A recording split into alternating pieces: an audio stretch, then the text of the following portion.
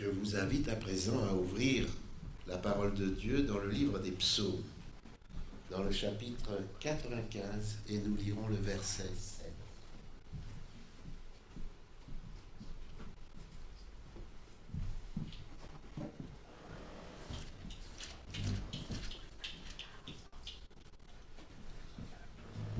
Psaume 95, le verset 7.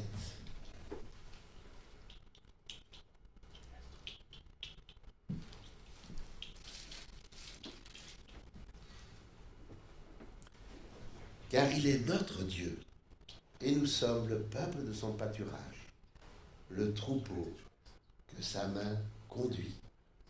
Aujourd'hui, si vous entendez sa voix, n'endurcissez pas votre cœur. Que le Seigneur bénisse sa parole. Et je laisse à présent la place à Elisabeth Fury pour délivrer le message que le Seigneur lui a confié, qui était intitulé « Je te tiens par la main ». Bonjour à tous, bon sabbat à Bonjour. chacun. Oui, Euh, j'entends bien.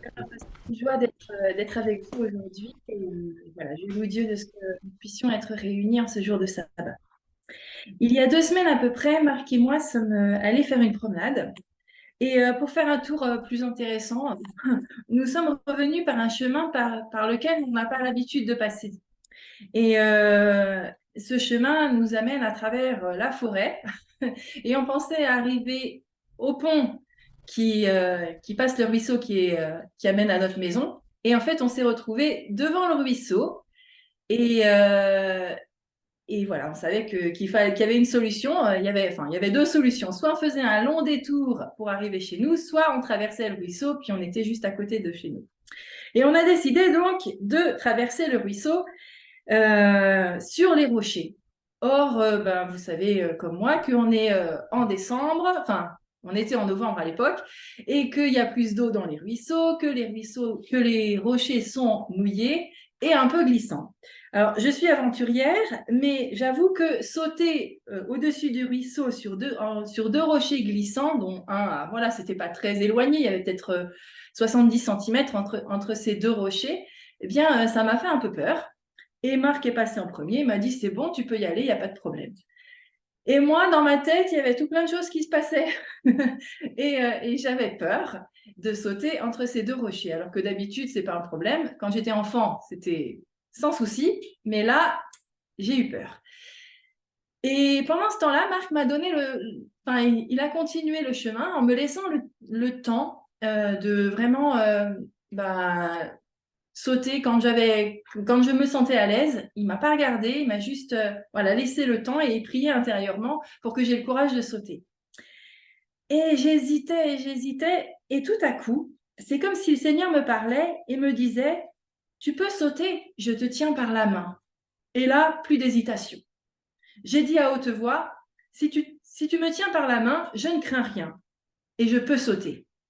Et donc, c'était fait. Hop, il n'y avait plus qu'à passer par la forêt et rentrer à la maison. Et ça m'a fait réfléchir au nombre de choses que l'on aurait le courage de faire si on avait littéralement la main de Jésus euh, dans notre main et qu'en fait, il nous disait qu'il est là et qu'il est vraiment là et qu'il nous tient littéralement ou qu'on avait même conscience qu'il se tient à nos côtés. Alors, en lisant un texte un matin, ça m'a sauté aux yeux et je vous invite à le prendre avec moi. C'est dans AG 1 au verset 13. Donc, c'est AG, c'est dans les petits prophètes. Donc, AG au chapitre 1 et au verset 13.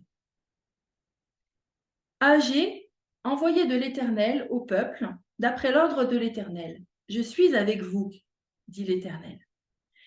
Alors, je vais ouvrir une parenthèse et je vais la refermer rapidement, mais quand même, ce texte est intéressant parce qu'on voit un exemple du modèle divin, de la manière dont Dieu donne son message à son peuple. Dieu parle par ses serviteurs, les prophètes, comme là on le voit. Dieu parle donc par Agé. Il parle par ses serviteurs, les prophètes, ses envoyés. On le voit plus particulièrement encore dans le Nouveau Testament, par exemple dans Apocalypse 1.1, où il est dit « Révélation de Jésus-Christ que Dieu lui a donnée pour montrer à ses serviteurs les choses qui doivent arriver bientôt et qu'il a fait connaître par l'envoi de son ange à son serviteur Jean. » Ici, on voit plusieurs personnes. Dieu, le Père, a donné un message à Jésus-Christ, son Fils, qu'il a donné à son ange, Gabriel, qui lui-même l'a fait connaître à Jean. Jean, à son tour, nous le fait connaître. Donc, on a le Père, le Fils, l'ange, le prophète et le peuple. Donc ça, c'est vraiment le modèle divin. Et je referme la parenthèse. Reprenons Agé. Donc, on a Agé qui nous dit « Je suis avec vous, dit l'Éternel ». Et au chapitre 4, non, alors j'ai dû me tromper. Non, au verset 4 du chapitre 2, il est dit « Maintenant, fortifie-toi, Zorobabel, dit l'Éternel. Fortifie-toi, Josué, fils de Jotsadak, souverain sacrificateur. Fortifie-toi, peuple entier du pays, dit l'Éternel, et travaillez, car je suis avec vous. » Donc là encore, on voit « Je suis avec vous ». Dieu, l'Éternel des armées, c'est dans l'hébreu, c'est Adonai Sabaoth, qui veut dire Seigneur des armées d'anges et de toutes les forces de la nature. C'est pas en lien avec les armées terrestres qui sont violentes et agressives, mais c'est le Dieu, le Seigneur des armées d'anges. Il dit à Zorobabel, qui est gouverneur, à Josué, qui est sacrificateur, et au peuple entier, je suis avec vous. 4 petits mots qui ont une importance vitale. Dieu est avec nous, où que nous soyons, qui que nous soyons. Et dans ce texte, tout le monde est concerné. Il y a le gouverneur, donc la partie dirigeante civile du peuple. Il y a le sacrificateur, la partie dirigeante religieuse, et le peuple tout entier. Donc chacun peut savoir que Dieu est avec lui. En faisant une petite recherche dans la parole de Dieu, j'ai découvert beaucoup de textes où Dieu dit à ses enfants « Je suis avec vous, je serai avec toi, je suis à tes côtés ». On en trouve dans l'Ancien Testament, par exemple, dans Deutéronome 31, versets 6 et verset 8. « Fortifiez-vous et ayez du courage, ne craignez point, ne soyez point effrayés devant eux, car l'Éternel, ton Dieu, alors ce n'est pas le Dieu d'un autre, mais c'est l'Éternel, ton Dieu, c'est l'Éternel, notre Dieu, c'est mon Dieu, marchera lui-même avec toi. Il ne te délaissera point, il ne t'abandonnera point. » Et au verset 8, l'Éternel marchera lui-même devant toi. Pas derrière, pas sur le côté, mais devant, pour ouvrir la marche. Il sera lui-même avec toi. Il ne te délaissera point, il ne t'abandonnera point. Ne crains point et ne t'effraie point. C'est assez impressionnant de lire dans la parole de Dieu le nombre de fois où Dieu dit « ne crains point ». La peur, la crainte est une des premières émotions négatives qu'Adam a ressenties. D'ailleurs, il l'a dit à Dieu, « J'ai entendu ta voix dans le jardin et j'ai eu peur ». C'est la première émotion négative qui est mentionnée dans la parole de Dieu, dans Genèse 3:10. Dieu nous encourage à ne pas avoir peur, parce qu'il est avec nous. Il nous tient par la main. Sa bonne main repose sur nous. Esdras 8:22, il est dit « La main de notre Dieu est pour leur bien, pour tous ceux qui le cherchent ». Et l'esprit de prophétie regorge de textes nous encourageant à déposer nos craintes, nos soucis aux pieds de notre Seigneur. Il sait de quoi nous avons besoin, il nous encourage à aller de l'avant, quoi qu'il arrive. Et je voudrais vous lire un texte qui est tiré du meilleur chemin. Placez constamment devant Dieu vos besoins, vos joies, vos tristesses, vos soucis et vos craintes. Vous ne le fatiguerez pas. Vous ne pourrez jamais le lasser. Son cœur est touché par nos douleurs et par le récit même que nous lui en faisons. Apportez-lui tous vos sujets de préoccupation. Rien n'est trop lourd pour celui qui soutient les mondes et dirige l'univers. Rien de ce qui touche à notre paix ne lui est indifférent. Il n'est pas dans notre vie chrétienne de chapitre trop sombre pour qu'il n'en prenne connaissance, ni de problème si troublant qu'il n'en trouve une solution. Nulle calamité ne fonce sur le moindre de ses enfants, nulle angoisse ne torture son âme, nulle joie ne le ranime, nulle prière sincère ne monte de ses lèvres sans que notre Père céleste y soit attentif et y prenne un intérêt immédiat. Pas dans 2 heures, pas dans 2 ans, immédiatement. Le rapport entre chaque âme et Dieu les rapports entre chaque âme et Dieu sont aussi intimes que s'il n'y avait que cette seule âme pour laquelle il est donné son Fils bien-aimé. Et il y a quelque temps, j'ai entendu une pensée intéressante, c'est qu'en réalité, ce n'est pas nous qui tenons la main de Jésus, mais c'est Jésus qui tient la nôtre. Si nous tenions la main de Jésus, eh bien, nous pourrions la lâcher à tout moment. Parce que l'être humain est changeant et variable. Mais Jésus, lui, ne change pas. Et s'il tient notre main, il la tient bien, fermement. Dans le psaume 139, nous lisons ce qui suit. Alors, je vous invite à le prendre parce qu'on va passer un petit moment dans la lecture du psaume 139. Donc, psaume 139, on va commencer avec le verset 1. On va faire les versets 1 à 4 et ensuite 7 à 10. Éternel, tu me sondes et tu me connais. Tu sais quand je m'assieds et quand je me lève. Tu pénètres de loin ma pensée. Tu sais quand je me couche et quand je marche et quand je me couche et tu pénètres toutes mes voies. Car la parole n'est pas sur ma langue que déjà, ô Éternel, tu la connais entièrement. Au verset 7, donc verset 7 à 10, où irai-je loin de ton esprit et où fuirai-je loin de ta face? Si je monte aux cieux, tu es là. Si je me couche au séjour des morts, te voilà. Si je prends les ailes de l'aurore et que j'aille habiter à l'extrémité de la mer, là aussi, ta main me conduira et ta droite me saisira. Où que nous soyons, Dieu est là. Il est partout avec nous, dans chaque circonstance, chaque épreuve, chaque joie. Il est là. Il est à nos côtés et nous tient par la main, que nous soyons au bord du découragement, remplis de joie, ou que nos cœurs soient écrasés par le rejet. J'aimerais prendre l'exemple de l'être humain et parler de la manière dont le Seigneur le soutient, le guide, l'encourage et est toujours à ses côtés. Dès la conception, il est là. Et on va le voir dans les versets 13 à 16 du psaume 139. Donc on continue. C'est toi qui as formé mes reins, qui m'as tissé dans le sein de ma mère. Je te loue de ce que je suis une créature si merveilleuse. Tes œuvres sont admirables et mon âme le reconnaît bien. Mon corps n'était point caché devant toi lorsque j'ai été fait dans un lieu secret, tissé dans les profondeurs de la terre. Quand je n'étais qu'une masse infâme, tes yeux me voyaient.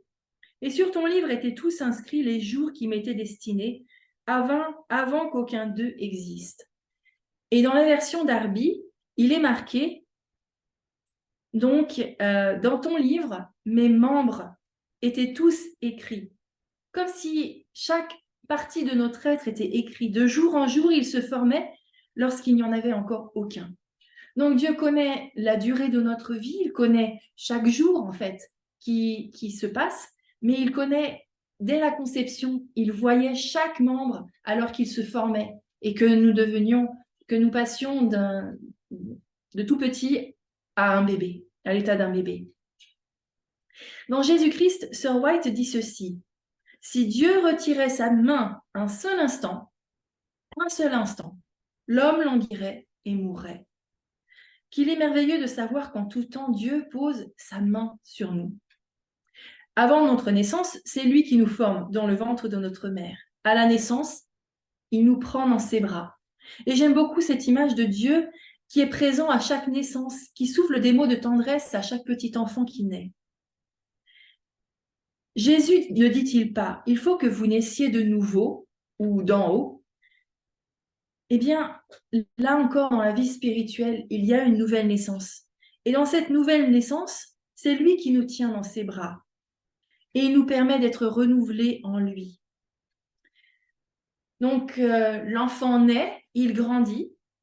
Et l'une des étapes principales dans sa croissance, c'est la marche. Et lorsque on aide son enfant dans l'apprentissage de la marche, il est souvent nécessaire de le tenir par les 2 mains. Hein, on les voit, je me souviens d'avoir aidé Josué et Daniel à marcher. D'abord, on les tient par les 2 mains, on les guide. Et ensuite, c'est une main, après, c'est un doigt. Et puis après, voilà, l'enfant lâche la main et il avance tout seul. Eh bien, dans ce cas aussi, Dieu tient l'enfant par la main. Il prévient ses chutes autant que possible et l'encourage à aller de l'avant, même s'il tombe. Il l'invite à se relever et à marcher. Sur un plan spirituel aussi, Dieu nous tient par la main, nous apprend à marcher dans ses voies. Nous le voyons dans Éphésiens 4, verset 17. Il est dit, voici donc ce que je dis et ce que je déclare dans le Seigneur, c'est que vous ne devez plus marcher comme des païens qui marchent selon la vanité de leurs pensées. Et au verset 1 du même chapitre, il est dit, je vous exhorte donc, moi, le prisonnier dans le Seigneur, à marcher d'une manière digne de la vocation qui vous a été adressée.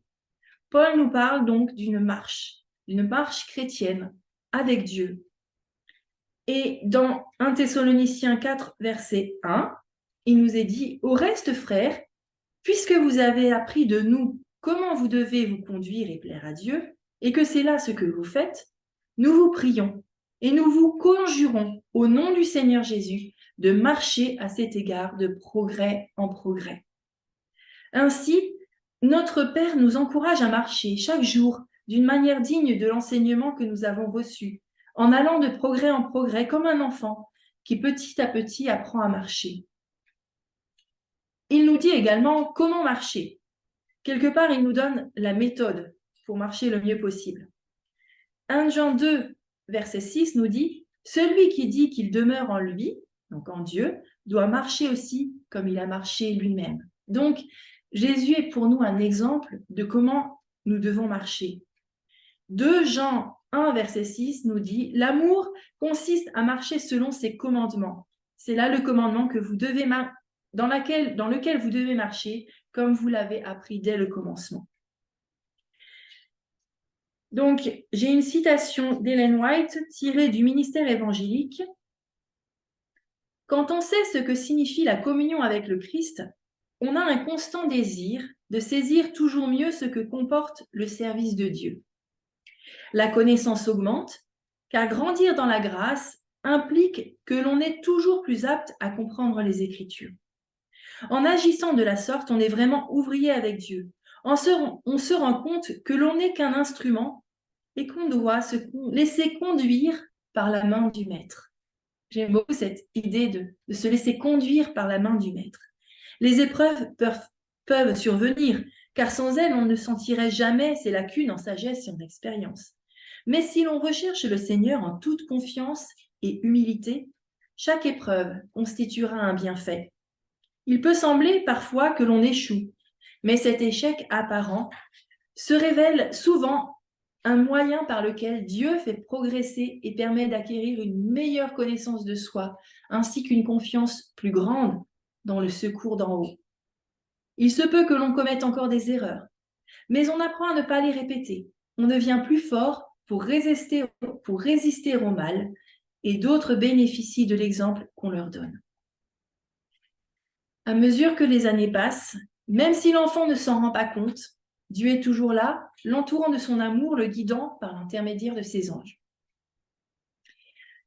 Donc, comme vous l'avez vu, le message d'aujourd'hui est un peu est un peu focalisé sur la main de Dieu. Et j'ai réfléchi donc aux différentes mains, aux mains que l'on peut tendre. Alors, il y a évidemment d'autres choses. On aurait pu parler de la main que Dieu tend à l'homme, comme on va tendre la main, par exemple, à quelqu'un qui est en train de se noyer. Mais j'ai pensé donc à la croissance de l'être humain.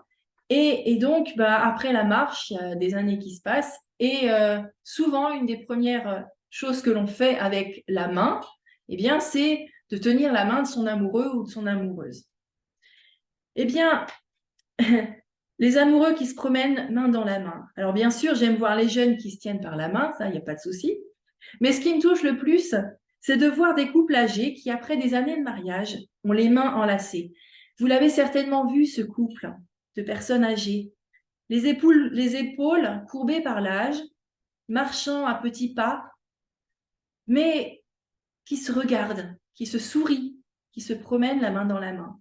Eh bien là encore, je vois le Seigneur qui tient notre main, qui nous apprend à aimer de son amour agapé. Il nous dit, ainsi parle maintenant l'Éternel qui t'a créé, ô Jacob, celui qui t'a formé, ô Israël.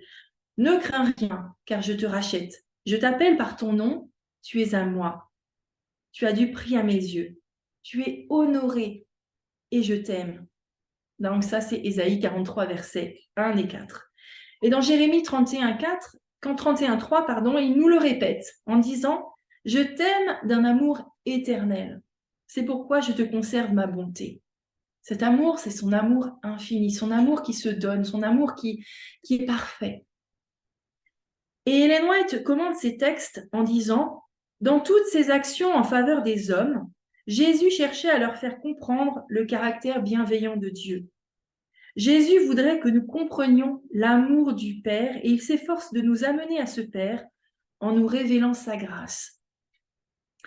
Il voudrait que le champ de notre vision spirituelle soit occupé par la perfection du caractère de Dieu. Ce n'est qu'en vivant parmi les hommes qu'il pouvait manifester la compassion et l'amour de son Père céleste, car seuls des actes de bonté étaient en mesure d'exprimer la grâce de Dieu. Le Christ est venu révéler l'amour de Dieu au monde et attirer à lui-même tous les cœurs. Le premier pas vers le salut consiste à se laisser attirer par l'amour du Christ.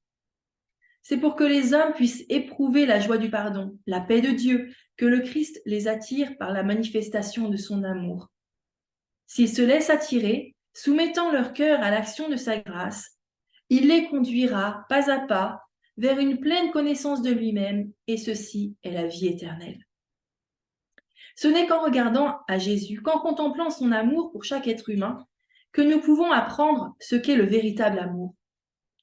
Parce que son essence même, c'est l'amour.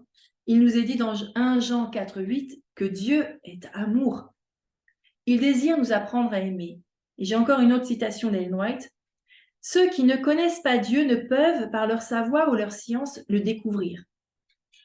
Le Christ ne cherche pas à prouver le grand mystère, mais il révèle un amour sans mesure.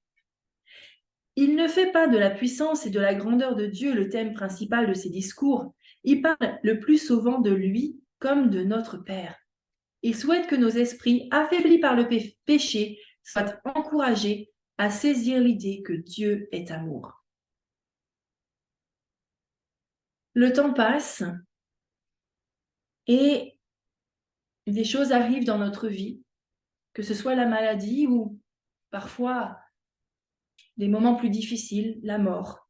Et à cette heure de la maladie ou de la mort, eh bien, la famille, les amis se rapprochent aussi, entourent la personne, lui tenant la main pour lui faire sentir leur présence. Il en est de même pour Dieu. Aucune souffrance, aucune larme ne passe inaperçue à Dieu. Il pose sa main et souffre avec chacun de ses enfants qui passent par l'épreuve de la maladie ou de la mort. Le psalmiste déclare qu'à certains moments, Dieu étendit sa main d'en haut, il me saisit et me retira des grandes eaux. Quand on considère la vie de Jésus et qu'on lit les évangiles, on y voit très souvent Jésus prenant soin des malades, guérissant, apaisant la souffrance, ressuscitant parfois les morts. C'était d'ailleurs sa méthode pour attirer les gens à la vérité. On lit dans le livre Le ministère de la guérison, la méthode de Christ pour sauver les âmes est la seule qui réussisse. Il se mêlait aux hommes pour leur faire du bien. Il leur témoignait sa sympathie, les soulageant et gagnant leur confiance. Puis il leur disait « Suivez-moi ». Et je ne sais pas vous, en tout cas moi, j'ai une imagination assez fertile. Et quand j'imagine Jésus sur la terre, je l'imagine beaucoup touchant les gens, étant proche d'eux. Et c'est facile, en fait, quand on lit les évangiles, de lire l'histoire, mais quand on visualise un peu Jésus, eh bien, je l'imagine vraiment prenant soin des gens, étant proche, mettant son bras sur l'épaule, prenant la main des enfants, les tenant sur ses genoux. Et ça, en fait, pour moi, c'est important de savoir que Jésus était là, qu'il se mêlait aux hommes, qu'il désirait leur faire du bien. Il leur témoignait sa sympathie à chaque instant. Il les soulageait, il soulageait leurs maux, il guérissait et il gagnait leur confiance. Et c'est seulement à ce moment-là qu'il pouvait leur dire « Suivez-moi ».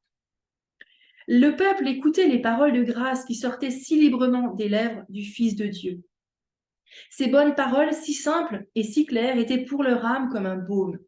Sa main guérissante rendait la vie aux mourants, la santé aux malades, le bonheur aux affligés. Tout comme Jésus prenait soin des besoins physiques et spirituels de ses contemporains lorsqu'il était sur la terre, il continue de prendre soin de chacun de nous. Dans le ministère de la guérison, il nous est dit « Celui qui s'est fait homme peut sympathiser avec nos souffrances. Non seulement il connaît chacun de nous, nos besoins particuliers, nos épreuves, mais aussi tout ce qui est de nature à nous faire de la peine. Sa main se tend avec une grande pitié vers tous ceux qui souffrent, tout être qui souffre. Plus la douleur est grande, plus sa tendresse est vive. Nos infirmités l'émeuvent et il désire que nous nous déchargions de toutes nos peines en les déposant à ses pieds. Et ça m'interpelle, cette phrase, plus la douleur est grande, plus sa tendresse est vive.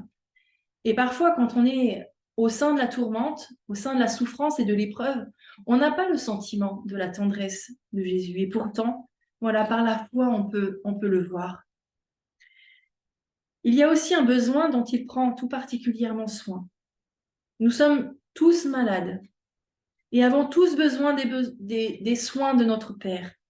Le péché nous a tous touchés. Nous avons besoin d'une véritable libération et d'une pleine victoire. Et nous allons parler quelques instants de ce thème, donc de la victoire. Alors, qu'est-ce que la victoire? Quelle est la définition du mot victoire? Je pense que si on était tous ensemble, vous auriez des idées à me partager, mais comme voilà, je ne peux pas entendre ce que vous avez à me dire, voilà, j'ai cherché la définition du mot victoire dans le Larousse. Eh bien, la victoire, c'est une issue favorable d'une guerre ou d'une bataille. Elle est aussi un succès remporté dans une lutte ou dans une compétition. Les synonymes pourraient être succès, réussite, triomphe, et comme verbe, on pourrait trouver gagner ou se dépasser. Qu'implique la victoire? Si on revoit la définition, cela implique qu'il y ait une lutte, une guerre, une opposition. Mais contre qui ou contre quoi? Dans le monde qui nous entoure, le monde matériel, le monde, cela peut être vaincre un opposant politique, avoir du succès dans un jeu, dans un sport, vaincre un ennemi. On entend parler de guerre, de bruit de guerre, un pays contre lequel on est en conflit, deux territoires qui sont ennemis l'un de l'autre. Mais dans le monde spirituel, il peut s'agir de triompher sur la tentation, sur l'ennemi de nos âmes, sur nous-mêmes parfois, nos habitudes, nos tendances, qu'elles soient héréditaires ou acquises. Avant quoi que ce soit, il est nécessaire d'identifier ce que l'on combat, tout particulièrement dans le domaine spirituel. Il n'y a que deux camps, le bien ou le mal. Le bien, on en a déjà parlé, le mal peut être assimilé au péché.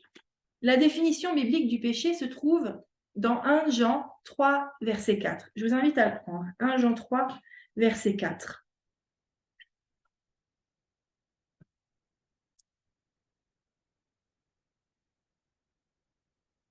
Quiconque pratique le péché transgresse la loi, et le péché est la transgression de la loi. Donc voilà la définition biblique du terme péché. C'est la transgression de la loi.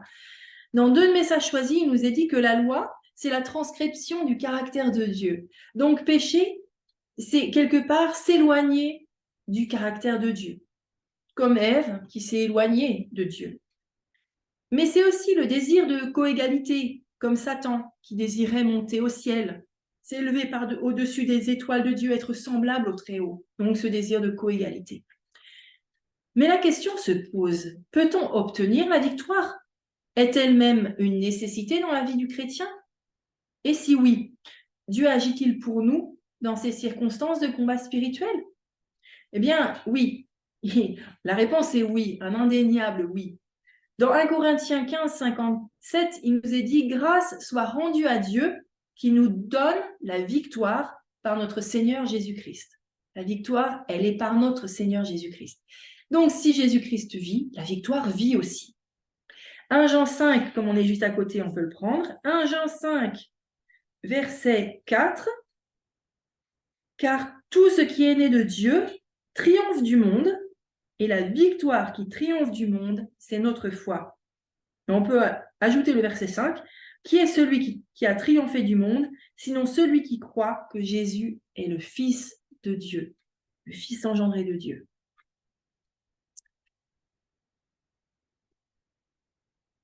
Nous voyons que Dieu est bien présent dans les combats. C'est lui la source de la victoire. Dans Deutéronome 20, verset 4, il nous est dit que l'Éternel, votre Dieu, marche avec vous pour combattre vos ennemis et pour vous sauver. Donc, Dieu combat nos ennemis, principalement spirituels, bien sûr, pour nous sauver. Donc, il désire nous sauver à travers ces combats. Le psaume 138, versets 3 et 7, décrit ce que Dieu fait pour nous dans nos luttes face à nos adversaires. Le jour où je t'ai invoqué, dit le psalmiste, tu m'as exaucé, tu m'as rassuré, tu as fortifié mon âme. Et au verset 7, quand je marche au milieu de la détresse, tu me rends la vie. Tu étends ta main sur la colère de mes ennemis et ta droite me sauve. Là encore, il est question de salut. Et j'aime bien cette image que Dieu étend sa main sur la colère de nos ennemis, comme pour la mettre de côté, comme pour les empêcher de parler, comme pour empêcher cette colère de se manifester plus pleinement. Il s'interpose et nous sauve. Moi, je ne sais pas pour vous, mais moi, ces versets sont tellement encourageants. C'est juste merveilleux de lire ces promesses. 1 Corinthiens 10, 13 nous encourage profondément aussi. Aucune tentation, aucune épreuve ne vous est survenue qui n'ait été humaine, et Dieu, qui est fidèle, ne permettra pas que vous soyez tentés au-delà de vos forces. Mais avec la tentation, il préparera aussi le moyen d'en sortir afin que vous puissiez la supporter. Il nous tient par la main, il nous encourage, bien plus, il nous offre la possibilité d'être victorieux. Effectivement, il nous est dit dans Message choisi, le plan divin de la rédemption prévoit le moyen de de vaincre tout péché, pas un seul, tout péché, de résister à toute tentation si forte qu'elle soit. Alors, quels sont ces moyens qu'il met à notre disposition pour notre victoire? Alors, bien sûr, il y en a certainement plus que ce que j'ai noté, mais bon, je vais en partager 7 avec vous. Le premier, c'est la foi. Hein? On l'a vu, la victoire qui triomphe du monde, c'est notre foi. Pierre en parle aussi dans 1 Pierre 5, 8 à 9. Soyez sobres, veillez. Votre adversaire, le diable, rôde comme un lion rugissant, cherchant qui il dévorera. Résistez-lui avec une ferme foi, sachant que les mêmes souffrances sont imposées à vos frères dans le monde.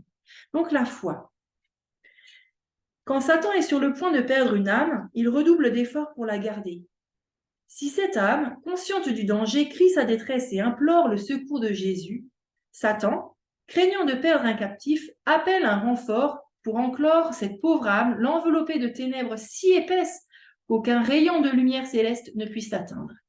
Mais si l'âme, en danger, persévère dans ses efforts, sentant son impuissance et faisant appel au mérite du sang du Christ, Jésus accueille la prière fervente de la foi, envoie un renfort d'anges puissants pour la délivrer.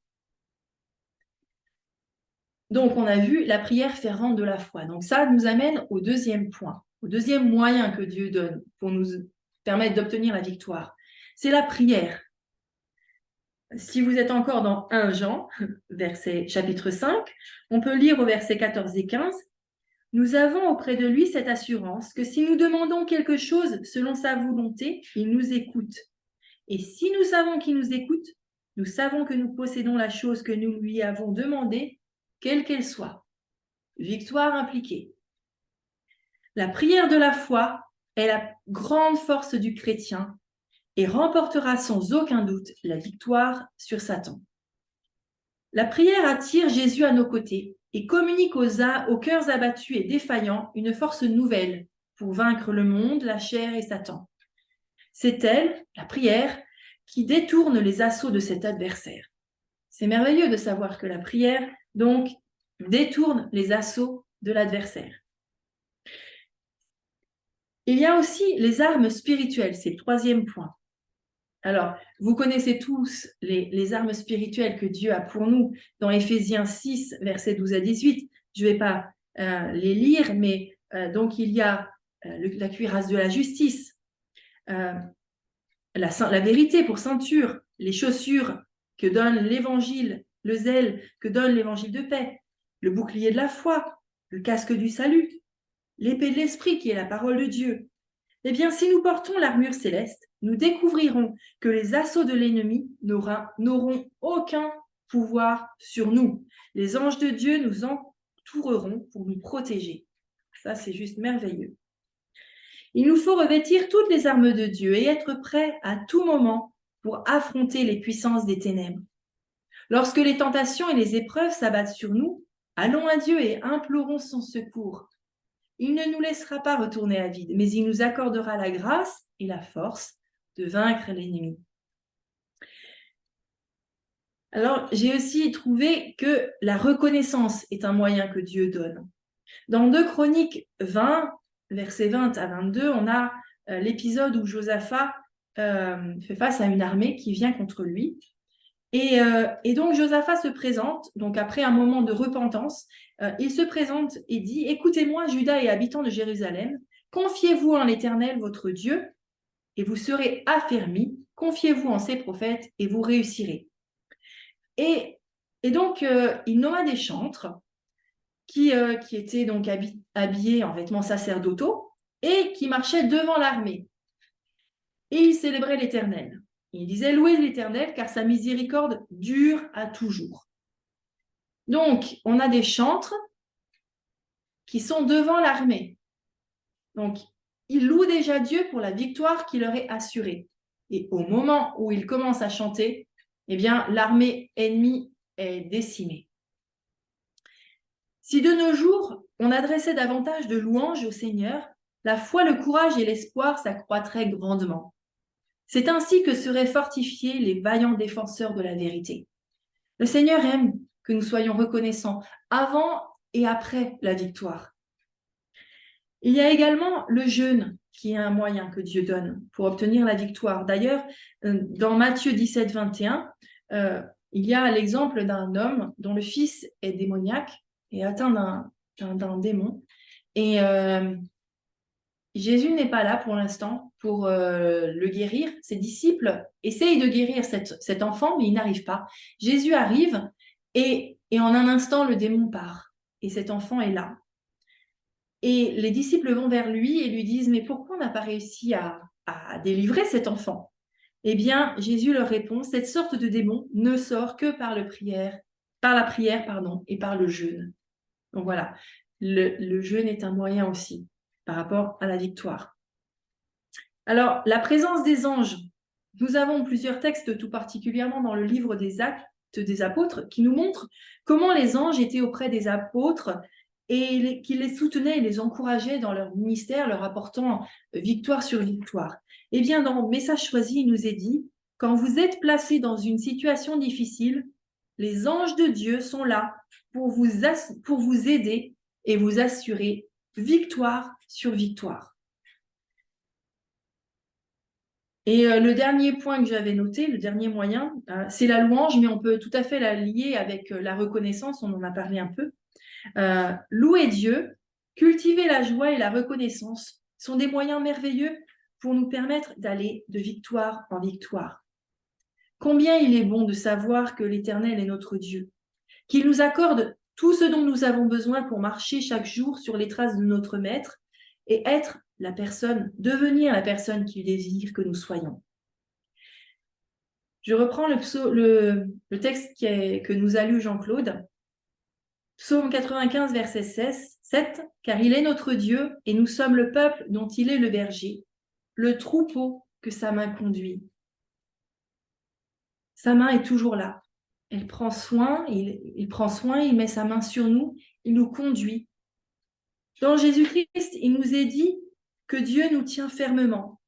Jamais il n'abandonnera une âme pour laquelle il est mort. À moins que ceux qui le suivent ne préfèrent le quitter, il le retiendra fortement. Pour finir, j'aimerais vous laisser 2 citations tirées de Ministère de la Guérison, qui sont très encourageantes. La main de Dieu n'est pas trop courte. Il est sans cesse penché vers nous, dans chaque situation. Ce n'est pas parce que nous l'avons aimé le premier que le Christ nous accorde son amour. Il est mort pour nous alors que nous étions encore des pécheurs. Au lieu de nous traiter comme nous le méritions et de nous condamner, il supporte inlassablement notre faiblesse et notre ignorance, notre ingratitude et notre obstination. Malgré nos erreurs, la dureté de notre cœur et notre négligence envers sa parole, sa main secourable nous est toujours tendue. Et la dernière, qui pour moi est un texte juste merveilleux. Rien n'est apparemment plus faible et cependant plus invincible que l'âme qui comprend son néant et se repose entièrement sur les mérites du Christ. Par la prière, l'étude de sa parole, par la foi en sa présence, le plus faible des hommes peut s'approcher du Sauveur et saisir la main qui ne l'abandonnera jamais. Quand on réalise en fait notre faiblesse, eh bien c'est là qu'on peut vraiment tenir la main du Seigneur le plus fermement. Puissions-nous toujours garder notre main dans celle de notre Dieu, car il a en réserve de nombreuses bénédictions pour chacun de nous. Qu'en ce sabbat, vous puissiez ressentir la présence de Jésus et continuer à vous appuyer sur lui. Et si pendant la semaine qui vient, vous devez traverser un ruisseau, avec des rochers glissants, que ce soit littéral ou symbolique, eh bien, rappelez-vous que Dieu tient votre main et que vous n'avez rien à craindre. Amen.